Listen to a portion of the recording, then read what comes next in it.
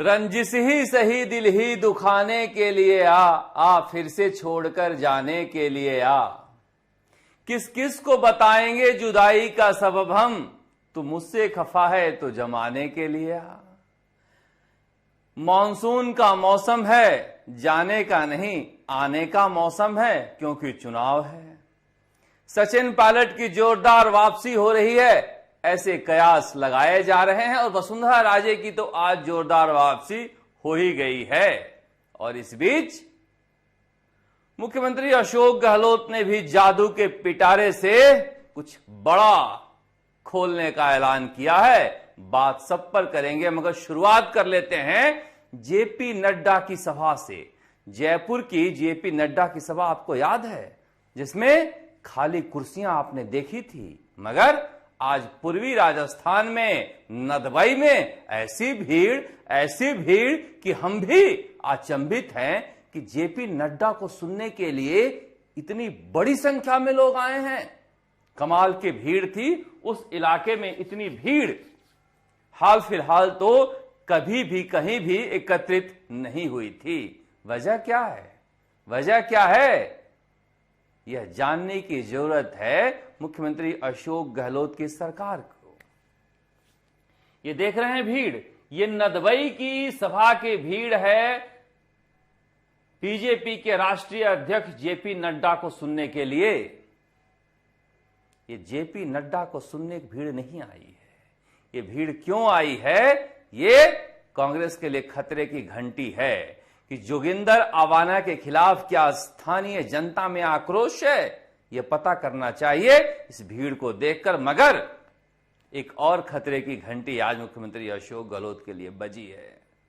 वसुंधरा राजे पूरे रंग में नजर आई और कहा जा सकता है कि महफिल लूट ले गई है। क्या होमवर्क करके आई थी और किस तरह से प्रहार कर रही थी। इतना अच्छा तो किसी वक्ता ने नहीं बताया कि प्रधानमंत्री नरेंद्र मोदी ने 9 साल में क्या क्या किए हैं। धारा प्रवाह उन्होंने बताया कैसे प्रधानमंत्री नरेंद्र मोदी ने जीवन ही बदल दिया है राजस्थान की जनता का। काश ये पहले बता पाती तो शायद वसुंधरा राजे की राजनीति बदली होती, मगर देर आई और दुरुस्त आई। उसके बाद उन्होंने मुख्यमंत्री अशोक गहलोत पर जो करारा हमला किया है वही उनकी पहचान है। पता नहीं कहां 4.5 सालों से वो हल्के शब्दों में, दबे शब्दों में दाएं बाएं से अटैक किया करती थी।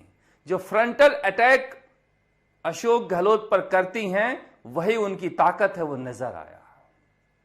नदबई के एक एक काम को लेकर गई थी कि हमारे सरकार में क्या क्या हुआ और किस तरह से भ्रष्टाचार है, इसे लेकर भी उठाया।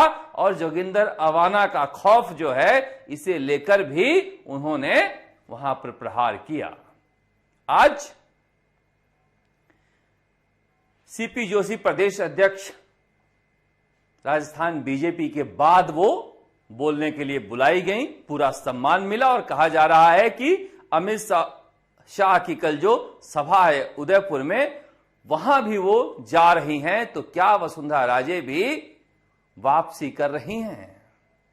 हालांकि पहले की तरह कोई यात्रा तो नहीं निकाल पाएंगी क्योंकि अब वक्त बचा नहीं है, मगर इसमें सच्चाई है कि लोकप्रिय चेहरा हैं और जनता में, खास करके बीजेपी की कार्यकर्ताओं में उनकी पूछ है। और कहा जा रहा है कि वसुंधरा राजे अगर जोरदार तरीके से उतर जाती हैं जैसा कि आज दिखी हैं, तो फिर मुख्यमंत्री अशोक गहलोत के लिए एक बड़ी चुनौती होगी। फिलहाल अभी मैदान खाली दिख रहा है, इसीलिए सिर्फ मैदान में मुख्यमंत्री अशोक गहलोत दिखाई दे रहे हैं। मगर जोगिंदर अवाना के यहां नदबई में बड़ी सभा होना ये सोचने का विषय है। वैसे सोचने का विषय दूदू के विधायक बाबूलाल नागर के बारे में भी है कि आसपास के तमाम लोग कह रहे हैं कि हमें दूदू में मत रखो। उन आतंकी की कहानियों को आप सुनेंगे तो आपको लगेगा कि राजस्थान में ही दूदू है या फिर दूदू कोई अलग ही देश है। कैसे कैसे जुल्मों की कहानियां सामने आती है, विरोध करने वालों के साथ क्या क्या होता है। बस इसी डर से लोग कह रहे हैं कहीं रख दो, दूधू में मत रखो। जिला बनाकर अच्छा ही किया कि हमसे कम से कम बाबूलाल नागर दूर हो गए। ऐसे विधायकों के बारे में सोचने की जरूरत है कि हालात क्यों है। मगर कांग्रेस एक संकट से गुजर रही है। वो संकट क्या है ये सब जानते हैं। वो संकट यह है कि कैसे पार्टी में एकता हो। फिर से छोड़कर जाने के लिए ही आए, मगर एक बार आए, रंजिश ही सही, दिल को दुखाने के लिए आए, मगर आए, जमाने के लिए आ जाएं। किस किस को बताएंगे कि आपस में झगड़ा है। इसीलिए कहा जा रहा है कि सचिन पायलट को लेकर कोई बड़ा ऐलान हो सकता है। इसलिए कहा जा रहा है कि सचिन पायलट लगातार जिस तरह से रंग में नजर आ रहे हैं पहले की तरह, उन्होंने सबसे पहले आज जब राहुल गांधी को रोका गया मणिपुर में, तो सबसे पहला ट्वीट जो है राजस्थान के नेताओं में सचिन पायलट का ही था। यह संदेश दे रहा है कि छत्तीसगढ़ में टीकेसी देव की जिस तरह से बहाली हुई है, क्या सचिन पायलट की बहाली हो सकती है। किस पद पर होगी, कहां होगी पता नहीं, मगर उससे पहले जितना स्मूथ बाकी राज्यों में चल रहा है उतना राजस्थान में है नहीं। इसलिए कि कहा जा रहा था कि 2 दिन पहले ही बुलाया गया था मुख्यमंत्री अशोक गहलोत को, जैसा कि उदयलाल आंजना ने स्टेज पर घोषणा की थी। और उसके बाद मुख्यमंत्री अशोक गहलोत की तबीयत खराब हो गई और फिर कहा गया कि 1 और 2 जुलाई को प्रशिक्षण शिविर है सालासर में, तो दिल्ली में बैठक हो नहीं सकती। मगर अब कहा जा रहा है कि वो प्रशिक्षण शिविर ही रद्द कर दिया गया है। क्यों रद्द कर दिया गया है ये कुछ नहीं बताया गया। पहले कहा गया कि हो सकता है कि मुख्यमंत्री अशोक गहलोत की तबीयत खराब हो। अब यह खबर आ रही है कि जोधपुर जा रहे हो किसान सम्मेलन में। तो ऐसा चल रहा है कि कुछ भी समझ में नहीं आ रहा है। कुछ लोग कह रहे हैं कि 3 जुलाई को बैठक हो सकती है दिल्ली में बड़ी। इधर कहा जा रहा है कि 3 जुलाई को तो मुख्यमंत्री अशोक गहलोत जादू का पिटारा खोलने वाले हैं, उसके बारे में बातचीत करेंगे। तो फिर ये चल क्या रहा है। इस बीच सचिन पायलट जयपुर लौट आए कि विधायकों के और मंत्रियों के और पूर्व विधायकों के और कांग्रेस के हारे प्रत्याशियों की बैठक में हम हिस्सा लेंगे, और बैठक रद्द हो गई। तो सब कुछ स्मूथ नहीं चल रहा है, मगर कंफ्यूजन को कभी ना कभी तो दूर होना है। इसलिए कंफ्यूजन दूर होने वाला है। अब भले ही कहा जा रहा है कि 1 2 3 निकल जाए तो 4 को हो जाए, मगर यह होना तय है, क्योंकि राहुल गांधी ने तय कर लिया है कि हमें एक साथ उतरना है मैदान में। अब किस पद पर हो सचिन पायलट की वापसी, किस पद पर नहीं हो, और किसी खास पद के लिए मुख्यमंत्री अशोक गहलोत को कोई समस्या हो, इन सारी बातों पर बातचीत होगी। मगर अब भी लोग कह रहे हैं कि मुख्यमंत्री अशोक गहलोत दिल्ली जा रहे हैं क्या, पता नहीं। क्योंकि अगर जोधपुर जा रहे हैं तो दिल्ली भी जा सकते थे, मगर हमें तो यह भी पता नहीं है कि उन्हें बुलाया गया नहीं बुलाया गया। वो तो उदयलाल आंजना ने कंफ्यूजन कर दिया स्टेज पर कि उन्हें दिल्ली जाना है, इसलिए कार्यक्रम रद्द कर दिए जा रहे हैं। मगर ये बड़ा कंफ्यूजन है, और इस कंफ्यूजन में हर कोई नेता है। लोग कह रहे हैं कि हरीश चौधरी, प्रताप सिंह खाचरियावास, रामेश्वर डूडी, ये सब दिल्ली में क्यों घूम रहे हैं, ये किसी को समझ में नहीं आ रहा है। मगर लोग कह रहे हैं कि सब घूम रहे हैं जानने के लिए कि क्या होने वाला है। अब जो होने वाला है वो इनसे बातचीत करके तो होगा नहीं। वो बातचीत तो मुख्यमंत्री अशोक गहलोत और सचिन पायलट को लेकर जब कांग्रेस के राष्ट्रीय अध्यक्ष मल्लिकार्जुन खड़गे और पूर्व राष्ट्रीय अध्यक्ष राहुल गांधी बैठेंगे तभी होगा। मगर इतना तय है कि सब कुछ तय हो गया है, और वही 3 मांगे जिसे लेकर लोग कह रहे हैं कि सचिन पायलट अपना वादा भूल गए क्या। सचिन पायलट अपना वादा भूल नहीं रहे, जिसकी वजह से बात आगे बढ़ नहीं पा रही है, क्योंकि सचिन पायलट की जमीर का सवाल है, ये जमीन का सवाल नहीं है। जमीन तो कांग्रेस उन्हें दे रही है, मगर ये जमीर का सवाल है। लोग कह रहे हैं सचिन पायलट कहां हैं, कहा था संघर्ष करने के लिए। पायलट के समर्थक कह रहे हैं संघर्ष ही तो चल रहा है, उन्हीं मांगों को मनवाने के लिए तो दिल्ली से जयपुर तक ये संघर्ष चल रहा है और इसी संघर्ष में लगे हुए हैं। मगर इस बीच ये देखिए, मुख्यमंत्री अशोक गहलोत का ट्वीट आया, उसके बाद हंगामा खड़ा हो गया है। मुख्यमंत्री अशोक गहलोत ने लिखा है कि फिर खुलेगा पिटारा, चमकेगा नया सितारा। अधिक जानकारी के लिए नीचे दिए गए वेबसाइट पर जाएं। इतने लोग जा रहे हैं कि वेबसाइट ही नहीं खुल रही है। और जादूगर कहे जाते हैं अशोक गहलोत। जादू वाली टोपी भी रखी है और जादू की छड़ी, और जादू की टोपी से छड़ी घुमाने पर निकल रहे चांद तारे भी हैं। पहली बार इस तरह से मुख्यमंत्री अशोक गहलोत ने अपने जादूगर वाली भाव भंगिमाओं को प्रचार में प्रयोग किया है। निकलेगा पिटारे से कुछ नया। अब क्या निकलेगा, कब निकलेगा, इसे लेकर कौतूहल बना हुआ है। मुख्यमंत्री अशोक गहलोत इस बार प्रधानमंत्री नरेंद्र मोदी के स्टाइल में भिड़ रहे हैं उनसे। ये चौंकाने वाला जो स्टाइल है प्रधानमंत्री नरेंद्र मोदी का है, और इसी तरह से वो एक बड़ा जलसा करके लोगों को जता कर देते हैं कि मैंने दिया तो मुख्यमंत्री अशोक गहलोत ने उसे अपना लिया है। और कहा ही जाता है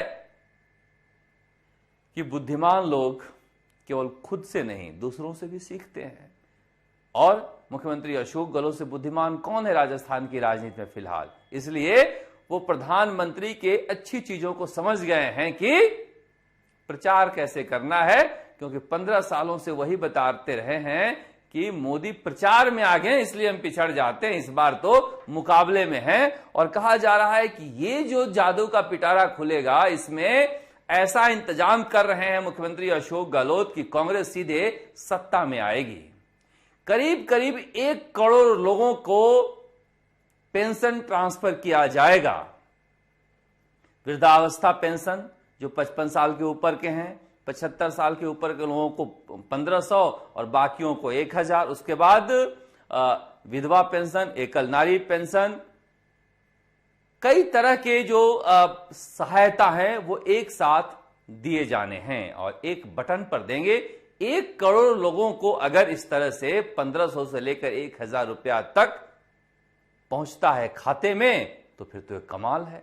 पालनहार योजना भी इसी के अंतर्गत पैसे का ट्रांसफर होना है। एक बटन से अगर 1 करोड़ लोगों के खाते में 1000 से लेकर 1500 तक पहुंचेगा तो समझिए ये कमाल है, और हर महीने पहुंचेगा। इसके अलावा 40 लाख महिलाओं को पहले कह चुके हैं कि मोबाइल का पैसा मिलेगा, और इसी 1.5 करोड़ पर तो राजस्थान में सरकार बनती है।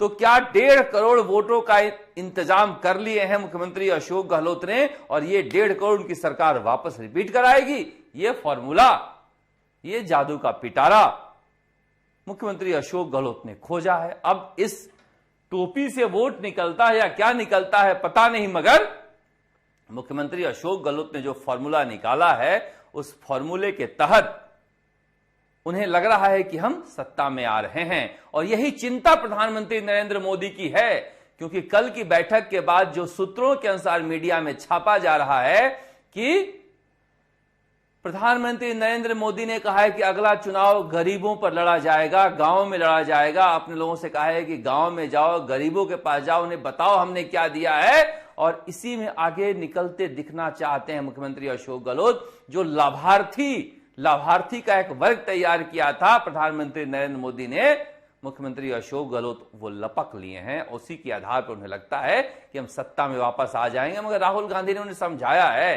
कि अकेले योजनाएं सत्ता में वापस नहीं लाती हैं, और कर्नाटक में उन्होंने इसके लिए काम किया था। उसी के तहत कहा जा रहा है कि कांग्रेस में वो बदलाव चाहते हैं, मगर क्या मुख्यमंत्री अशोक गहलोत बदलाव होने नहीं देना चाहते हैं? ऐसा परसेप्शन जा रहा है, जो कि मुझे लग रहा है कि मुख्यमंत्री अशोक गहलोत के लिए भी ठीक नहीं होगा।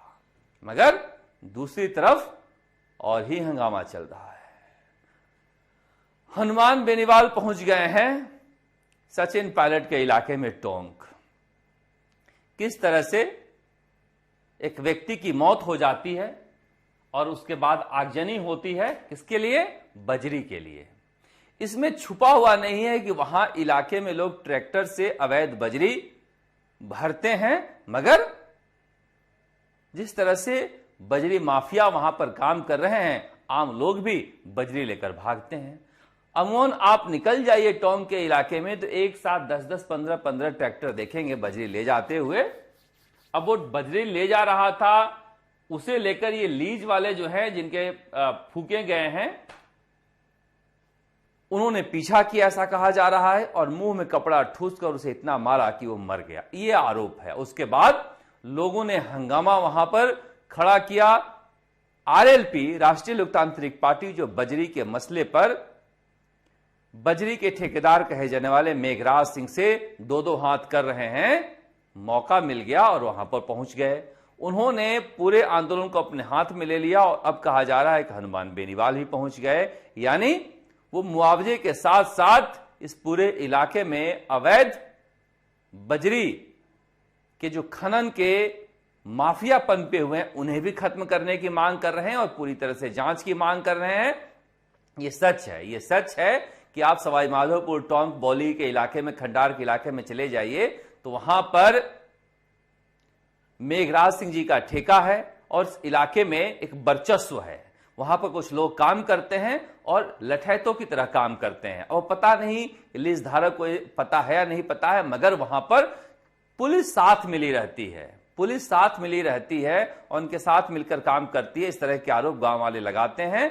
इसी गठजोड़ को खत्म करने के लिए हनुमान बेनीवाल लड़ रहे हैं। अब ये लड़ाई इस तरह से खूनी हो गई है कि आप देख सकते हैं कि सड़कों पर किस तरह से हंगामा बरपा हुआ है।